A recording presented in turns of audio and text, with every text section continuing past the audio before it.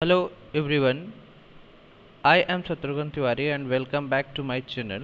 Today we are going to study a chapter of your contemporary India and the name of this chapter is resources and development. Dear students, पिछली जहाँ तक मैंने पढ़ाया था उसके आगे आज मैं आपको पढ़ाऊँगा और today's topic is soil as a resources. Soil as a resources. जो soil है, जो मृदा है, वह एक संसाधन के रूप में कैसे है, आइए उसके बारे में पढ़ते हैं. Soil is the most important renewable natural resources. It is the medium of plant growth and support different type of living organism on the earth.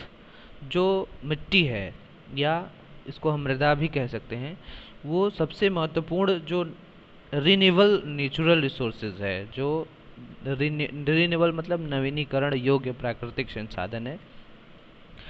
It is the medium of plant growth and support different type of living organism on the earth. यह जो है पौधों के विकास का एक माध्यम है जो इस पृथ्वी पर अनेक प्रकार के जो जीव हैं उसका पोषण करता है, उसको चलाने का प्रयास करता है.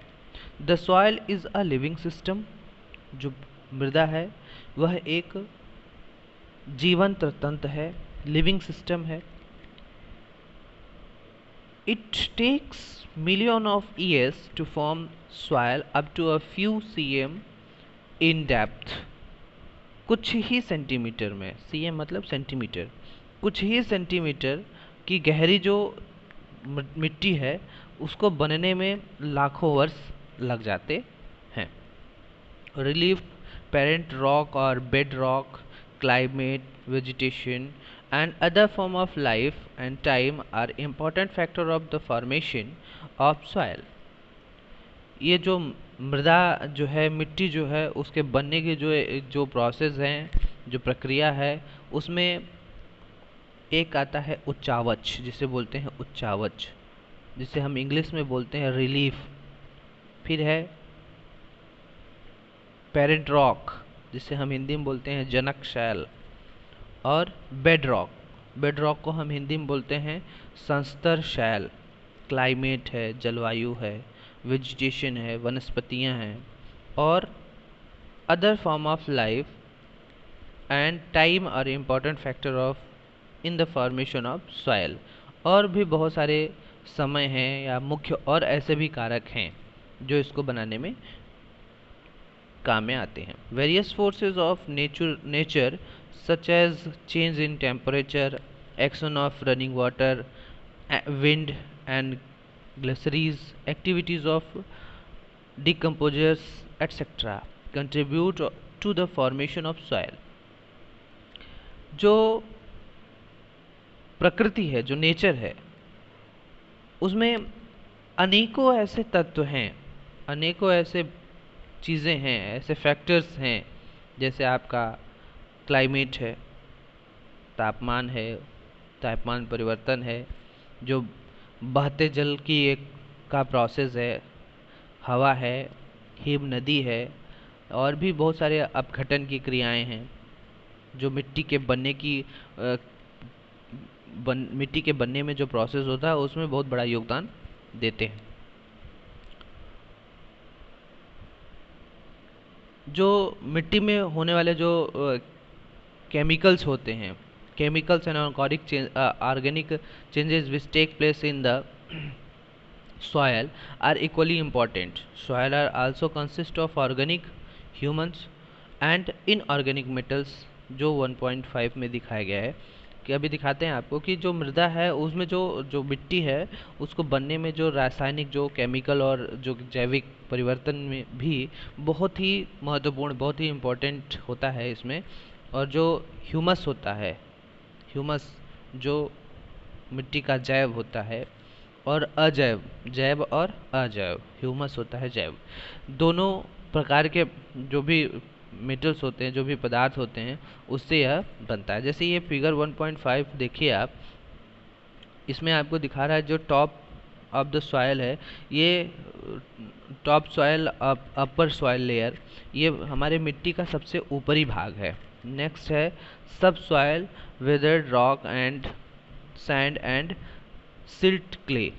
इसमें जो ये मिट्टी का जो दूसरा परत है उसमें आता है। फिर ये तीसरा परत है सबस्ट्रम विदर्ड पेरेंट रॉक मटेरियल्स, इसमें जो चट्टानें होती हैं आते हैं। और सबसे लास्ट में ये अपक्षय अनवेदर्ड पेरेंट बेड रॉक, इसमें ये अपक्षय रहित आधारी जो चट्टानें होती हैं वो आती हैं। बीच में आती हैं अधस्तरीय सबस्टर्न, अधस्तरीय अपक्षय आधारी जो चट्टानें होती हैं वो आती हैं। दूसरा है ये जो दूसरा टॉप है ये सब soil weathered rock sand and silt clay, इसमें उपमृदा जो होती है, जो मिट्टी होती है सेकेंड टर्म की अपक्षयी चट्टानें होती हैं, बालू है, गाद मतलब सिल्ट, वह मृत्तिका हैं। ये सारी चीज़ें सेकेंड टॉप में आती हैं। आगे चलते हैं।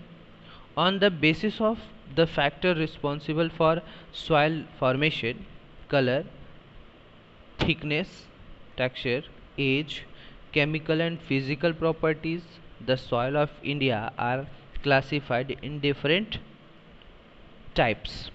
जो मिट्टी के बनने में जो प्रोसेस होता है उसको निर्धारित करने वाले जो तत्व होते हैं, जैसे उनके रंग हैं, उनकी गहराई है, उनका गठन है, उनकी एज है, उनकी जो बायोलॉजिकल और केमिकल और फिजिकल प्रॉपर्टीज़ हैं, रासायनिक और भौतिक गुणों के आधार पर भारत की जो मिट्टी है उसमें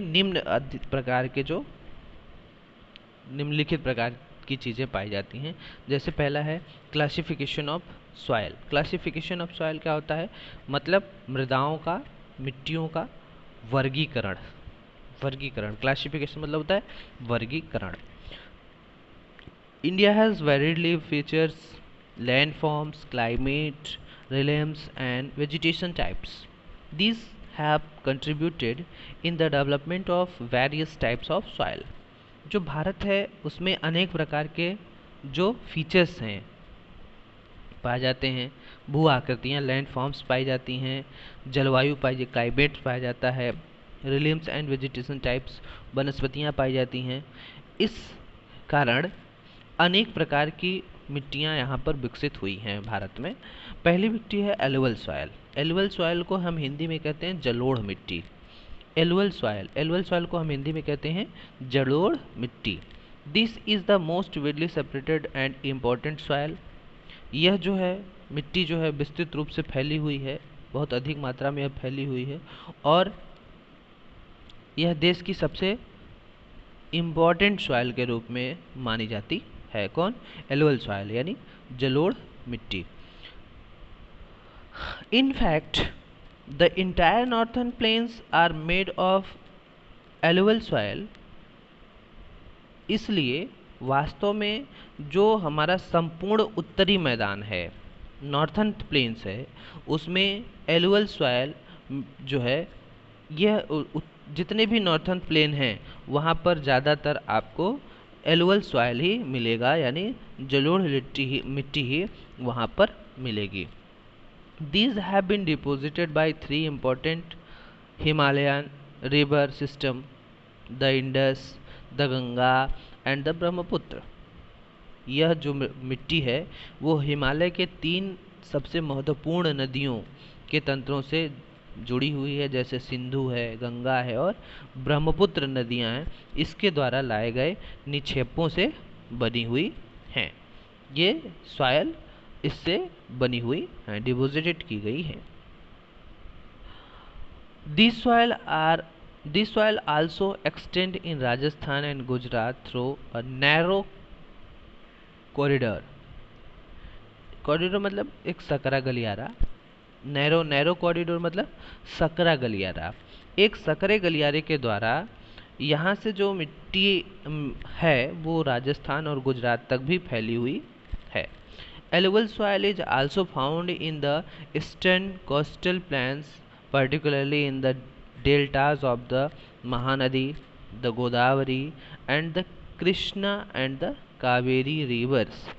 जो हमारे ईस्टर्न कोस्टल प्लेन्स हैं जो हमारे पूर्वी तटीय मैदान हैं, ईस्टर्न कोस्टल प्लेन्स मतलब पूर्वीय तटीय मैदान, उसमें अगर हम बात करें तो पर्टिकुलरली विशेष रूप से बात करें तो जैसे महानदी है, गोदावरी है, कृष्णा नदी है, कावेरी नदी है, इसके डेल्टे भी जलोढ़ मिट्टी के बने होते हैं, एलुवल सॉइल के बने हुए होते हैं। नेक्स्ट है,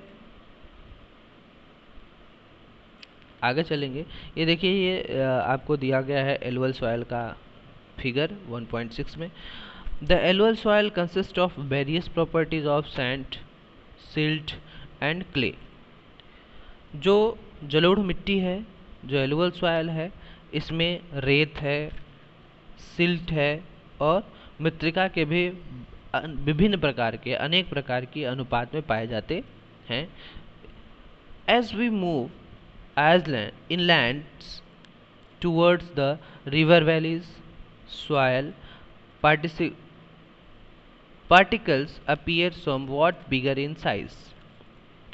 जैसे अगर हम नदी के मुहाने से, जहाँ से स्टार्ट होती है, वहाँ से घाटी में ऊपर की ओर जाते हैं तो जो मिट्टी के कण हैं उसका आकार धीरे धीरे बढ़ता चला जाता है। In the upper reach of the river valley, that is near the place of the break of slope, the soil are porous.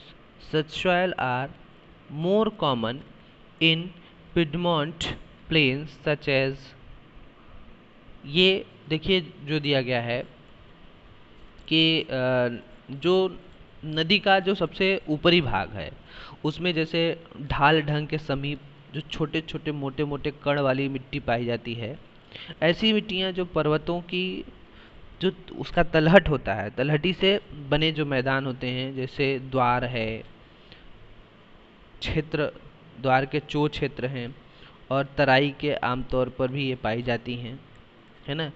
जैसे ये है आपका दुआस, चोस, चो भी बोलते हैं, तराई ना, ये द्वार है, चोस है और तराई है, ये भी क्षेत्र वहाँ से पाए जाते हैं। Apart from the size of their grains और components, soil are also described on the basis of their age. According to their age, alluvial soil can be classified as old available, जिसे बांगर कहते हैं, and new available, जिसे खादर कहते हैं।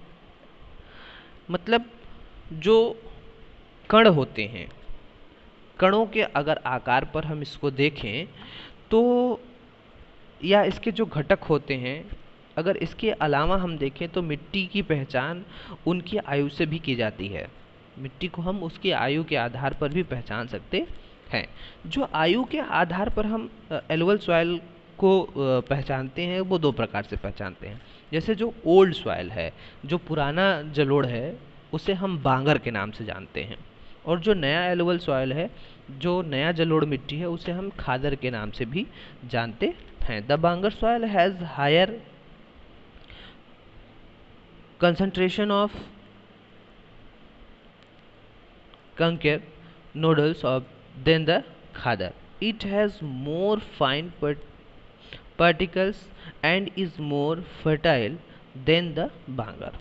कह रहा है कि जो बांगर मिट्टी होती है उसमें कंकड़ की मात्रा अधिक होती है, और जो खादर मिट्टी होती है उसमें बांगर मिट्टी की तुलना में ज़्यादा महीन कण पाए जाते, बहुत ही छोटे छोटे कण इसमें पाए जाते हैं बांगर में। Alluvial soil as a whole are very fertile. Mostly these soil certain adequate proportion of potash, phosphoric acid and lime, which are ideal for the growth of sugarcane, paddy, wheat and other cereal or and pulse crops। कह रहा है कि जो एलुवल soil होता है, जो जलोढ़ मिट्टी होती है, वो बहुत ही उपजाऊ मानी जाती है, वेरी फर्टाइल मानी, बहुत ही उपजाऊ मानी जाती है। मोस्टली अगर हम देखें तो जो जलोढ़ मिट्टी है उसमें पोटास, फास्फोरस और जो लाइम होता है, चूना युक्त होती है ये इसमें चूना की मात्रा अधिक पाई जाती है इस एलुअल सॉइल में। जो गन्ने होते हैं, चावल होते हैं, गेहूँ होते हैं और भी जो अन्य प्रकार के जो अनाज होते हैं, जैसे दाल वाली फसलें हैं, उनकी खेती के लिए बहुत ही उपयुक्त माना जाता है कौन? एलुअल सॉइल यानी जलोढ़ मिट्टी। Due to its high fertility, region of alluvial soil are intensively cultivated and densely populated. Soil in the drier areas are more alkaline and can be productive after proper treatment and irrigation. अधिक उपजाऊ होने के कारण जलोढ़ मिट्टी जो होती है, ऐसे जो जलोढ़ मिट्टी से जो जुड़े हुए क्षेत्र हैं उसमें बहुत ज़्यादा कृषि का काम, खेती का काम किया जाता है और यहाँ की जो जनसंख्या का घनत्व है वो भी बहुत ज़्यादा अधिक है। अगर हम ड्राइडर एरिया की बात करें, जो सूखे क्षेत्र हैं उनकी बात करें, तो यहाँ की जो मिट्टियाँ हैं वो अधिक क्षारीय होती हैं, अल्कलाइन होती हैं। इन मिट्टियों का सही उपचार जो होता है और जो सही सिंचाई होती है, इसकी पैदावार बढ़ाई जा सकती है। अगला है ब्लैक सॉइल। ब्लैक सॉइल मतलब काली मिट्टी। ब्लैक सॉइल मतलब काली मिट्टी। These soil are black in color and are also known as Regar soil. यह जो मिट्टी होती है इसका रंग काला होता है और इसे हम रेगर मिट्टी के नाम से भी जानते हैं। ब्लैक सॉइल का दूसरा नाम रेगर भी है। एक नंबर का क्वेश्चन आपके बोर्ड में आ सकता है कि जो ब्लैक सॉइल है उसको हम दूसरे किस नाम से जानते हैं। Black soil is ideal for growing cotton and is also known as black cotton soil. काली मिट्टी जो होती है इसमें हम सबसे ज़्यादा कॉटन यानी कपास की खेती के लिए उचित समझी जाती है। इसमें हम सबसे ज़्यादा काली मिट्टी में हम सबसे ज़्यादा कॉटन का उपयोग कर सकते हैं या खेती कर सकते हैं और इसे हम काली कपास मृदा के नाम से यानी ब्लैक कॉटन सॉइल के नाम से भी जानते हैं। It is believed that climate condition along with the parent rock material are the important factor of the formation of black soil. This type of soil is typical of the Deccan Trap region separated over northwest Deccan plateau and is made up of lava flows. They cover the plateau of Maharashtra. जैसे अगर हम बात करें कि जो वहाँ की जलवायु होती है, कहाँ की, जहाँ काली मिट्टी होती है, वहाँ की जो जलवायु होती है और वहाँ के जो शैल होते हैं, जो जनक शैल होते हैं, उनमें जो काली मिट्टी है उसमें बनने का सबसे बहुत बड़ा योगदान होता है। जो जलवायु होगी और वहाँ की जो शैल होते हैं वो इस काली मिट्टी को बनाने में बहुत बड़ा योगदान देते हैं। जो इस प्रकार की मिट्टी है जैसे दक्कन के पठार, बेसाल्ट हैं, ऐसे क्षेत्र में जो हमारे उत्तर पश्चिमी भागों में पाई जाती हैं और वहाँ पर लावा या आपके जनक शैल से बनी होती है। ये जो मिट्टियाँ होती हैं ये महाराष्ट्र, सौराष्ट्र, मलवा, मध्य प्रदेश और छत्तीसगढ़ के पठार में पाई जाती हैं और वहाँ का जो दक्षिण पूर्वी दिशा है उसमें गोदावरी और जो कृष्णा नदी है उसकी घाटियों तक भी यह फैली हुई है। ब्लैक सॉइल जो हमारी दक्षिण पूर्वी दिशा है उसमें जो गोदावरी नदी है या कृष्णा नदी है उससे भी यह फैला हुआ है। They cover the plateau of Maharashtra, Saurashtra, Malwa, Madhya Pradesh and the Chhattisgarh. The extend in the southeast direction along the Godavari and the Krishna valleys. जो कृष्णा नदी की घाटियां हैं वहाँ भी यह फैली हुई है। ये देखिए 1.7 में ब्लैक सॉइल का फिगर दिया गया है। The black soil are made up of extremely fine, that is clay material. They are well known for their capacity to hold moisture. In addition, they are rich in soil nutrition such as calcium carbonate, magnesium, potash and lime. कह रहा है कि जो काली मिट्टी है वो बहुत ही छोटे छोटे कणों में, अर्थात अगर हम मृत्तिका से यह बात करें तो वह बनी हुई है। काली मिट्टी जो होती है वो बहुत ही छोटे छोटे कणों से बनी हुई है। इसमें जो नमी को ग्रहण करने की, जो उसको धारण करने की जो क्षमता है वो बहुत ही अधिक होती है। इसके अलावा भी ये जो मिट्टी है उसमें कैल्शियम कार्बोनेट, मैग्नीशियम, पोटास और चूने जैसे बहुत सारे पौष्टिक जो तत्व होते हैं वो भी इसमें अधिक मात्रा में पाए जाते हैं। These soil are generally poor in phosphoric contents. They develop deep cracks during the hot weathers, which help in the proper aeration of the soil. These soil are sticky when wet and difficult to work on unless tilled immediately after the first shower or during the pre-monsoon period. इसके अलावा अगर हम बात करें तो जो ये काली मिट्टी होती है इसमें फास्फोरस की मात्रा बहुत ही कम होती है, बहुत ही कम होती है। और ऐसी मिट्टी जो गर्म और शुष्क मौसम होते हैं, बहुत ही हॉट वेदर होते हैं, गर्म होते हैं और शुष्क भी मौसम होते हैं, इनमें जो मिट्टी की काली मिट्टी में गहरी जो दरारें पड़ जाती है, फट जाती हैं मिट्टियाँ, इससे इसमें अच्छी तरह की वायु मिल जाती है, घुल एक साथ मिल जाती है। गीली होने पर ये जो मिट्टियाँ होती हैं वो चिपचिपी हो जाती हैं, वो चिकनी होती हैं ये मिट्टियाँ, और इनको जोतना बहुत ही मुश्किल हो जाता है। इसलिए इसकी जुताई जो होती है मानसून में ही, मानसून को आने से पहले ही इसका जुताई कर दिया जाता है। नेक्स्ट है red and yellow soil. Red and yellow soil, लाल और पीली मिट्टी, लाल और पीली मिट्टी। Red soil developed on crystalline igneous rocks in areas of low rainfall in the eastern and southern part of the Deccan Plateau.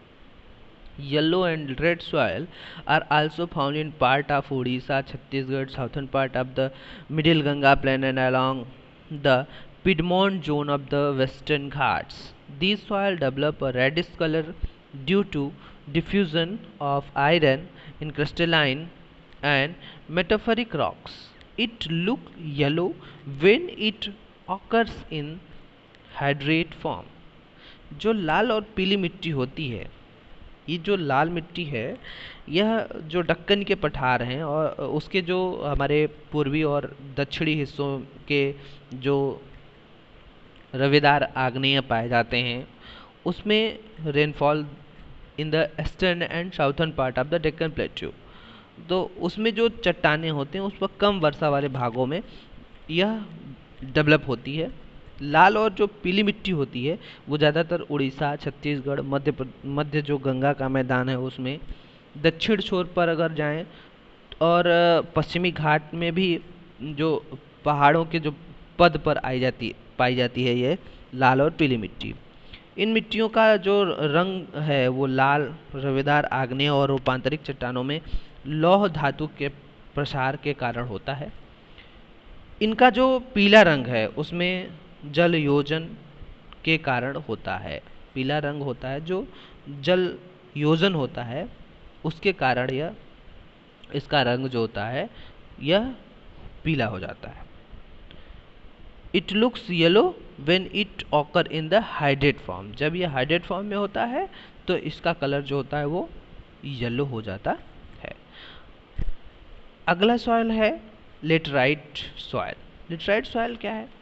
Laterite has been derived from the Latin word later which means brick. ये जो laterite शब्द है, प्यारे बच्चों ध्यान से सुनिएगा, जो लेटराइट शब्द है यह शब्द ग्रीक भाषा के लेटर से लिया गया है जिसका अर्थ होता है ब्रिक। ब्रिक मतलब ईंट। लेटराइट शब्द कहाँ से आया? ग्रीक से आया।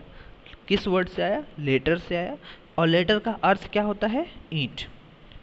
The laterite soil develops under tropical and subtropical climate with alternate wet and dry season. यह जो लेटराइट मिट्टी है उसका निर्माण जो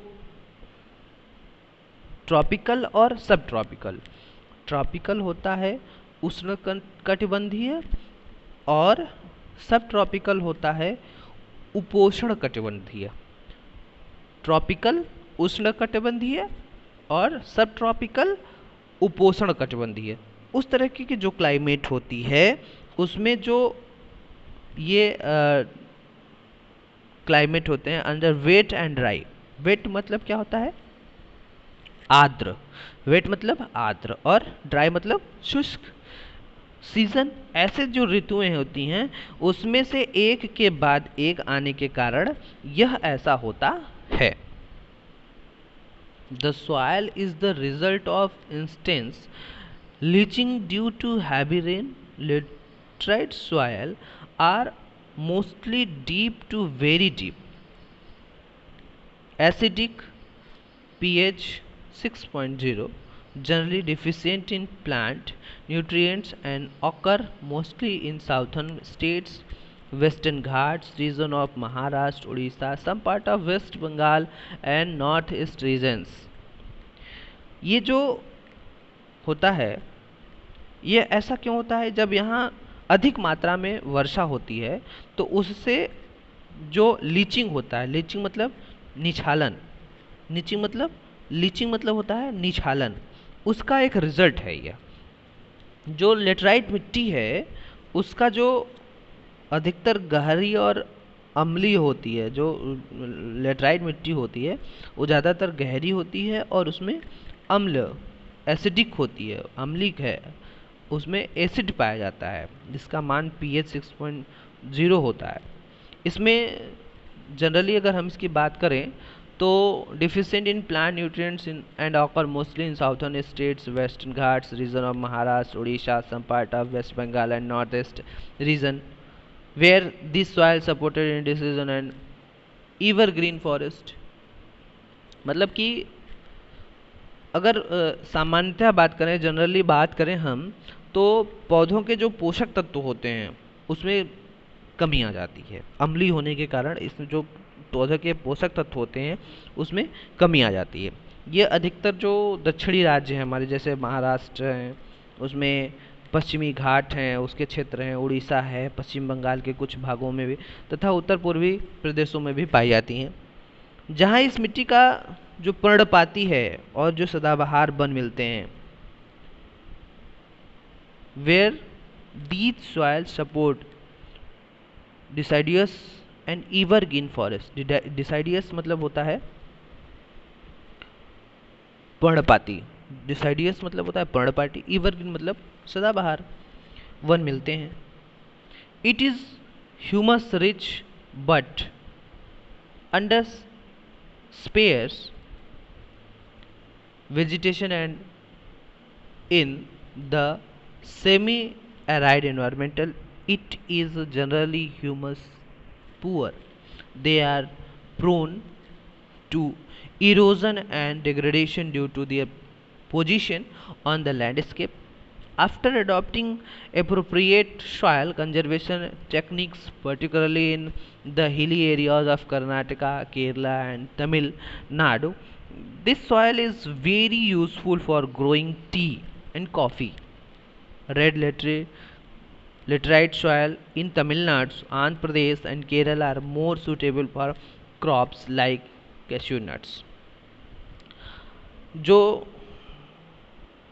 विरल वनस्पतियां होती हैं और जो सेमी एराइड एनवायरनमेंट होता है, अर्ध शुष्क पर्यावरण होता है, उसमें ह्यूमस की जो मात्रा होती है वो बहुत ही कम पाई जाती है। जो स्थल रूप होते हैं they are prone to erosion and degradation due to their position of landscape. जो उसमें स्थल रूप होते हैं उस पर उनकी जो स्थिति होती है उसके अनुसार जो डिग्रेडेशन होता है, इरोजन होता है, जो मृदा का जो मिट्टी का अपर्दन होता है और जो भूमि का निम्नीकरण होता है उसकी संभावना अधिक होती है। जो मृदा का जो मिट्टी का जो संरक्षण है उसका जो उचित तकनीकी है, उचित तकनीकी के आधार पर अगर हम बात करें तो जो उचित तकनीकी होती है उसकी संभावनाएं बहुत ही अधिक बढ़ जाती हैं। मृदा का संरक्षण जो है उसकी उचित तकनीकी अपना एक उन मृदाओं का, कर्नाटक जैसे केरल है और तमिलनाडु की चाय है और कॉफ़ी भी बहुत ज़्यादा उगाई जाती है। तमिलनाडु और आंध्र प्रदेश और केरल की जो लाल लेटराइट मिट्टियाँ हैं उसमें काजू के फसल बहुत ही अधिक उपयुक्त होते हैं। नेक्स्ट सॉइल है बेटा एराइड सॉइल। एराइड सॉइल मतलब क्या होता है? मरुस्थलीय मृदा, मरुस्थलीय मिट्टी। एराइड सॉइल मतलब क्या होता है? मरुस्थलीय मिट्टी। मरुस्थलीय मिट्टी क्या होती है? Arid soil from red to brown in colour. जो मरुस्थलीय मिट्टी होती है वह क्या होता है कि लाल और भूरे रंग का होता है। किस तरीके का होता है? लाल और भूरे रंग का होता है। They are generally sandy in texture and saline in nature. ये जो होती हैं, जो मिट्टियाँ होती हैं, आमतौर पर रेतीली होती हैं और कैसी होती हैं? टेक्सचर एंड सलाइन मतलब रेतीली भी होती हैं और लवणीय भी होती हैं। सलाइन को हिंदी में बोलते हैं लवणीय और टेक्सचर मतलब रेतीली। In some areas the salt content is very high and common salt is obtained by evaporating of water। मतलब जो कुछ क्षेत्र होते हैं उसमें नमक की जो मात्रा होती है इतनी अधिक होती है कि जो झील होती है उससे जो जल वाष्पीकृत होता है, इवोपरेट होता है, वो करके जो खाने का नमक होता है उसको भी इसी तरीके से बनाया जाता है। इवोपरेशन के माध्यम से, वाटर के इवोपरेशन के माध्यम से जो खाने का नमक होता है वो झीलों के पानी से बनाया जाता है। Next, due to the dry climate, due to the dry climate, high temperature, evaporation of is faster and the soil lack human and moisture, the lower horizon of the soil are occupied by conker because of the increasing calcium contents downwards. The conker layer formation in the bottom horizon restrict the infiltration of water. After proper irrigation, these soil become cultivable as has been in the case of western Rajasthan. अगर हम बात करें कि जो शुष्क जलवायु होती है, जो ड्राई क्लाइमेट्स होता है और जो हॉट क्लाइमेट होते हैं, हॉट टेम्परेचर, उच्च तापमान के कारण जो जो जो इवोपरेशन होता है, जल वाष्पण होता है, उसका दर अधिक होता है और जो मिट्टी में ह्यूमस और नमी होती है उसकी मात्रा कम हो जाती है। मिट्टी की जो सतह होती है उसके नीचे कैल्शियम की मात्रा बढ़ती चली जाती है और जो नीचे की परत होती है उसमें चूने के जो कंकड़ होते हैं उसकी सतह भी पाई जाती है। इसके कारण जो मृदा में मिट्टी में जो जल है उसे अंततः स्यंदन, स्यंदन जो इनफ्लोरेशन आया है आपके इसमें, इनफ्लोरेशन, इसको हिंदी में बोलते हैं स्यंदन, अवरुद्ध हो जाता है, रुक जाता है। इस मिट्टी को जो सही तरीके से सिंचित करने की, जो इस तरीके की जो मिट्टी होती है यानी जो मरुस्थलीय मिट्टी होती है, राइट सॉइल होता है, इसे इसका जो सही तरीका होता है वो होता है कि इसको बहुत ही अच्छी सिंचाई करके इसको कृषि योग्य बनाया जा सकता है। जैसे कि अगर आप पश्चिमी राजस्थान में जाएं तो वहाँ देखें कि इस तरीके की मिट्टी पाई जाती है और वहाँ पर बहुत ही अच्छे तरीके से इसका सिंचाई का वो प्रबंधन किया जाता है, जिसकी वजह से वहाँ पर कृषि बहुत अच्छे तरीके से की जाती है। नेक्स्ट है फॉरेस्ट सॉइल। फॉरेस्ट सॉइल मतलब वन मृदा या वन मिट्टी। These soil are found in the hilly and mountainous areas where sufficient rain forests are available. The soil texture varies according to mountain environment where they are formed.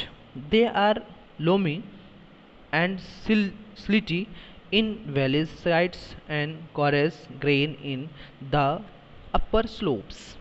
जो इस तरीके की जो मिट्टी होती है यह आमतौर पर अगर हम देखें तो पहाड़ जहाँ पहाड़ होते हैं, पहाड़ी क्षेत्र में अधिक, या जो पर्वतीय क्षेत्र हैं उसमें अधिक मात्रा में पाई जाती है, जहाँ पर्याप्त बहुत अधिक जो वन वर्षा उपलब्ध होता है। जो इस तरीके की मिट्टी होती है उसमें उसके गठन में जो पर्वतीय पर्यावरण के अनुसार बदलाव भी आता है। जो नदी होती है, नदी के घाटियों में ये मृदा दोमट और सिल्टदार होती है, लेकिन जो ऊपरी ढाल होती है उस पर इनका गठन मोटे कणों का होता है।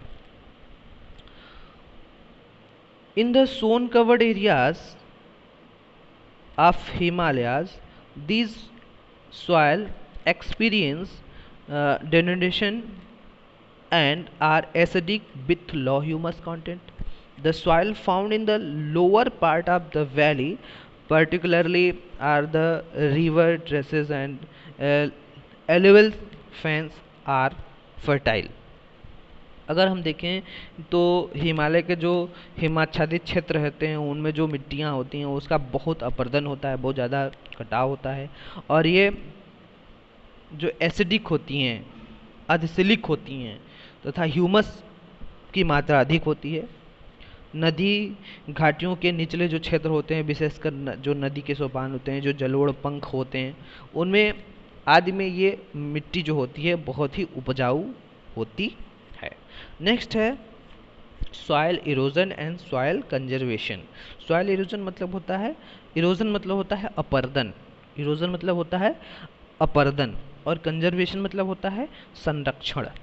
यानी कि मिट्टी का कटाव और मिट्टी के कटाव को रोकने के तरीके, दोनों चीज़ें यहाँ पर मिलेंगी, मिट्टी का अपर्दन और मिट्टी का संरक्षण। The denudation of the soil cover the subsequent washing down is described as soil erosion. The process of soil formation and erosion go on simultaneously, and generally there is a balance between the two. Sometimes this balance is distributed due to human activities like deforestation, overgrazing, construction and mining, etc., while natural forces like wind, glacier and water lead to soil erosion. The running water cuts through the clay soil and make deep channels as gullies.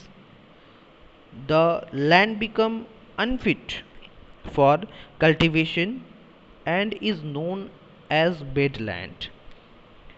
In the Chambal basins, such as lands are called ravines. Sometimes water flows as a sheet over large areas down a slope. कह रहा है कि जो मिट्टी होते हैं उसके जो कटाव होते हैं और उसके जो बहाव होते हैं, उसके जो प्रोसेस होते हैं उससे मृदा का अपर्दन कहा जाता है, उसे मिट्टी का सॉइल का इरोजन कहा जाता है। सॉइल इरोजन क्या होता है? The generation of the soil cover and subsequent washing down in described as soil erosion.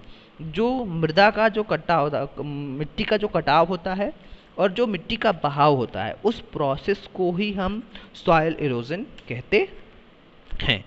जो मिट्टी के बनने और उसके जो इरोजन की जो प्रोसेस है, आमतौर पर दोनों एक साथ होते हैं और दोनों में संतुलन भी बहुत अधिक मात्रा में होता है। लेकिन जो मानवीय क्रियाएं होती हैं, जो मनुष्य के द्वारा की जाती हैं, जैसे वन का उन्मूलन करना, वन को लगाना, अधिक पशुचारण करना, निर्माण करना, और जो खनन है उसको अधिक कई बार यह संतुलन को भंग कर देता है, इसका जो संतुलन होता है उसको भंग कर देता है, उसको बिगाड़ देता है। तथा जो प्राकृतिक तत्व होते हैं, जैसे कि हम बात करें जो हवा है, हिमनदी है, और जो जल का सॉइल इरोजन है उसको भी करते हैं। जो बहता हुआ पानी है वो छोटे छोटे कटों से युक्त होता है और वो मिट्टी के कट को काटते हुए जो एक गहरी नाली बना लेता है। जब पानी चलता है धीरे धीरे देखते हैं आप, करते करते करते करते उसमें एक नाली जैसा बन जाता है। ऐसी जो भूमि होती है, ऐसा जो खेत होता है, वो जोतने योग्य नहीं रह जाता है, उसमें जुताई करने का काम खत्म हो जाता है और उसे हम बेडलैंड, उखात भूमि कहते हैं। जैसे अगर हम चंबल बेसिन में देखें तो ऐसी जो ज़मीन है उसको रैबिन, रैबिन मतलब खड्ड है, कहा जाता है, रैबिन कहा जाता है। जो चंबल के बेसिन में ऐसी इस तरीके की जो भूमि होती है उसे हम रैबिन कहते हैं, खड्ड कहते हैं। कई बार जो जल बहुत अधिक क्षेत्र को ढक लेता है और ढाल के साथ जिधर नीचा होता है, जिधर ढाल होता है उसके साथ नीचे की ओर बहता ही चला जाता है। ऐसी स्थिति में जो क्षेत्र होते हैं उसका जो ऊपरी मृदा होता है वो घुलकर पानी के साथ बह जाता है। इन द चंबल बेसिन, ये हो गया। In such cases of top soil is washed away, this is known as sheet erosion। Seat erosion, seat मतलब चादर, इरोजन मतलब अपरदन। ये जो जो पानी बह जाता है, पानी के साथ ऊपरी जो मिट्टी का भाग होता है वो बह जाता है, इसे हम सीट इरोजन कहते हैं, चादर अपरदन कहते हैं। Wind blows loose soil of flat और sloping land known as wind erosion. Soil erosion is also caused due to defective modes of farming, plying in a wrong way, that is up and down the slope from channels from the quick flow of water leading the soil erosion। जो हवा होता है उसके द्वारा जो मैदान होते हैं अथवा जो ढाल वाले क्षेत्र होते हैं उसमें जो मिट्टी को हवा के साथ उड़ा कर लेकर चला जाता है। जब देखते हैं आपकी धूल उड़ती है तो वो मिट्टी को कण होते हैं, वो उड़कर एक जगह से दूसरे जगह चले जाते हैं। इस जो प्रोसेस, यह जो प्रोसेस होता है उसे हम क्या कहते हैं? पवन अपर्दन यानी विंड इरोजन कहते हैं। जो कृषि के जो गलत तरीके होते हैं उसमें भी जो मिट्टी का जो इरोजन होता है, सॉइल इरोजन होता है, उससे भी कृषि के जो गलत तरीके होते हैं उससे भी मिट्टी का कटाव होता है, मिट्टी का अपरदन होता है।